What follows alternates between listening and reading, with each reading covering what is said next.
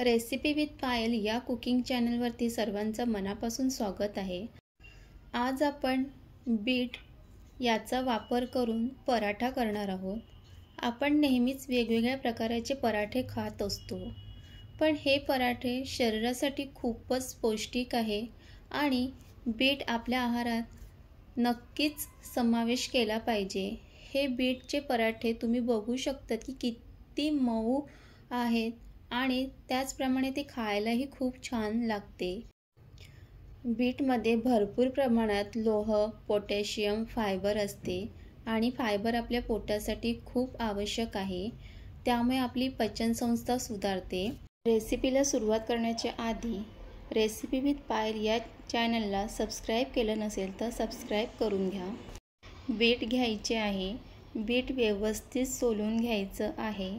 Bit तुम्ही सॅलडमध्ये पण वापरून खाऊ शकतात, असं कच्चंही खाऊ शकतात, नाहीतर मग उकळून त्याची चटणीही बनवू शकतात। अशा पद्धतीने बीट सोलून घ्यायचं आहे आणि पाण्यात एकदा धुवून घ्यायचं आहे आणि त्याच्याशी बारीक फोडी करायचं आहे आणि मग मिक्सरच्या भांड्यामध्ये ते फोडी टाकून मिक्सरला फिरवून घ्यायचं आहे।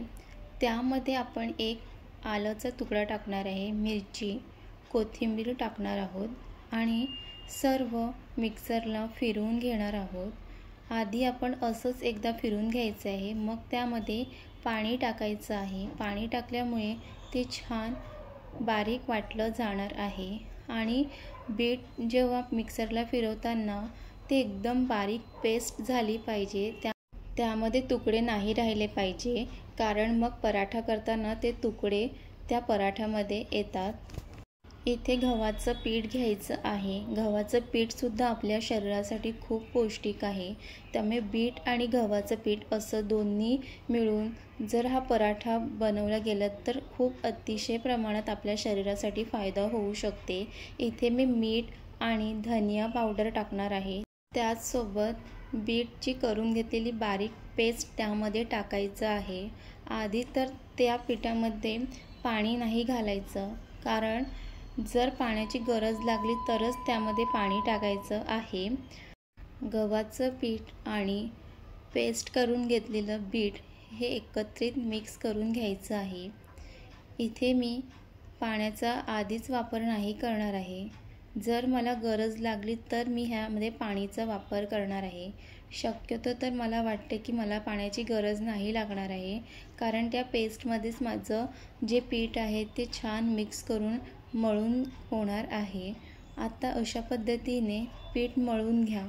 पीठ एकदम मऊ होईपर्यंत त्या पिठाला मळायचं आहे।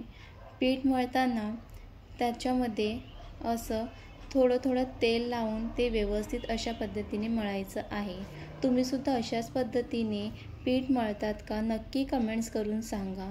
पीठ तुम्ही जेवढं जास्त वेळ मळेल त्याप्रमाणे ती पराठा चपाती छान होते। पीठ मळणे हा एक प्रकारचा व्यायामच आहे। पीठ मळताना हात आणि बोटं यांची हालचाल होते, त्यामुळे स्नायूंचा व्यायाम होतो। अशा पद्धतीने छान पीठ मळून घ्यायचं आहे। तुम्हाला सुद्धा पीठ मळायला आवडते का, नक्की कमेंट्स करून सांगा। आणि इथे आपलं पीठ मळून झालेलं आहे। बघू शकता की अशा प्रकारे पीठ मऊ झालेलं पाहिजे। आता हे पीठ आपण 10 मिनिटासाठी झाकून ठेवायचं आहे, त्यामुळे पीठ अजून छान असं होते। 10 मिनिटं इथे झालेले आहे। 2 मिनिटं परत एकदा पीठ व्यवस्थित मळून घ्या आणि अशा पद्धतीने त्याचे छोटे गोळे करून घ्या। तुम्हीसुद्धा बीटचा पराठा नाश्त्यामध्ये बनवतात का, नक्की कमेंट्स करून सांगा आणि कशा पद्धतीने बनवतात ते सुद्धा सांगा। अशा पद्धतीने पराठा बनवण्यासाठी पिठाचे छोटे गोळे करून घेतलेले आहे। एका साईडला मी आधी तवासुद्धा गरम करायला ठेवते, कारण पराठा करताना तवा पण छान गरम होऊन राहील। पिठाचा गोळा घ्यायचा आहे आणि त्याला पीठ लावून घ्यायचं आहे। पीठ लावून घेतल्यामुळे पोळी छान अशी लाटली जाते। पीठ लावून घेतल्यानंतर अशा पद्धतीने गोल फिरवून घ्या आणि मग लाटण्याच्या साहाय्याने हलक्या हाताने पोळी लाटून घ्या। मोठी पोळी लाटून घ्यायची आहे आणि आपण इथे 2 पद्धतीचा पराठा बघणार आहोत। इथे अशी छान पोळी माझी लाटून झालेली आहे। तुम्ही बघू शकता की किती छान लाटली गेली आहे। मग वरून तूप लावायचं आहे। तूप लावून मग दुसऱ्या बाजूने त्याला फोल्ड करायची आहे। परत त्याच्यावरून तूप लावायचं आहे। तूप लावून मग परत दुसऱ्या बाजूने ते असं फोल्ड करायचं आहे व्हिडिओमध्ये दाखवल्याप्रमाणे आणि मग त्रिकोणी आकाराचा असा पराठा करून घ्यायचा आहे। त्रिकोणी करून घेतलेला पराठा त्याला थोडंसं पीठ लावून ते सुद्धा हलक्या हाताने लाटायचं आहे। हलक्या हाताने लाटून घेतल्यामुळे सगळ्या बाजूने छान पोळी लाटली जाते आणि तुम्हाला असा पराठा खायला आवडेल का? नक्की कमेंट्स करून सांगा। आणि इथे मी त्रिकोणी पराठा लाटून घेत आहे। तुम्ही या पराठ्यामध्ये बटाट्याची भाजीसुद्धा टाकून पराठा बनवू शकतात। ते पराठासुद्धा खूप छान लागतो। इथे मी गरम झालेल्या तव्यावर त्रिकोणी पराठा टाकून घेतलेला आहे। पराठा एका बाजूने भाजून झाल्यानंतर दुसऱ्या बाजूने पण भाजून घ्या। पराठा भाजून झाल्यावर त्यामध्ये वरून तूप लावा। तुम्हाला जर तूप लावायचं नसेल तर तुम्ही तेलसुद्धा लावू शकतात। मी इथे तूप लावलेलं आहे। दोन्ही बाजूंनी व्यवस्थित तूप लावून घ्यायचं आहे आणि खुसखुशीत असं भाजून घ्यायचं आहे। तुम्ही ह्यामध्ये पनीरचं स्टफिंगसुद्धा घालून पराठा बनवू शकतात। तो पराठासुद्धा खूप छान लागतो। अशा पद्धतीने त्रिकोणी पराठा झालेला आहे। एका प्लेटमध्ये काढून घ्या।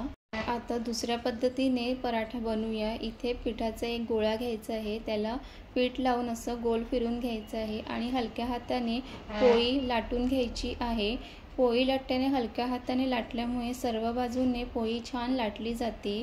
तुम्ही जर खूप घाईत असतील आणि जर तुम्हाला त्रिकोणी पराठा नाही करायचा तर अशा पद्धतीने सुद्धा तुम्ही पोळी लाटून घेतली तरीही चालेल। पोळी लाटून झाल्यानंतर गरम तव्यावर पोळी टाका आणि दोन्ही बाजूने भाजून घ्या। हा पराठा तुम्ही मुलांच्या टिफिनसाठीही देऊ शकतात। मुलं जर बीट नाही खात असतील तर अशा पद्धतीचा पराठा करून दिला तर ते नक्कीच खातील। आणि मग दोन्ही बाजूने तूप लावून घ्या। तूप लावून खुसखुशीत असं भाजून घ्या आणि हे पराठ्याचं आपल्या रोजच्या आहारामध्ये नक्कीच समावेश केला पाहिजे। अशा पद्धतीने इथे मी सर्व पराठे करून घेतलेले आहे। हा पराठा तुम्ही चटणीसोबतही खाऊ शकता। जर तुमच्याकडे वेळ नसेल तर तुम्ही टोमॅटो सॉससोबत सुद्धा हा पराठा खाऊ शकतात। त्यासोबतही खूप छान पराठा लागतो। बीट पराठ्याची रेसिपी कशी वाटली ते नक्की कमेंट्स करून सांगा आणि रेसिपी विथ पायल या चॅनलला लाईक, शेअर, सबस्क्राईब करायला विसरू नका।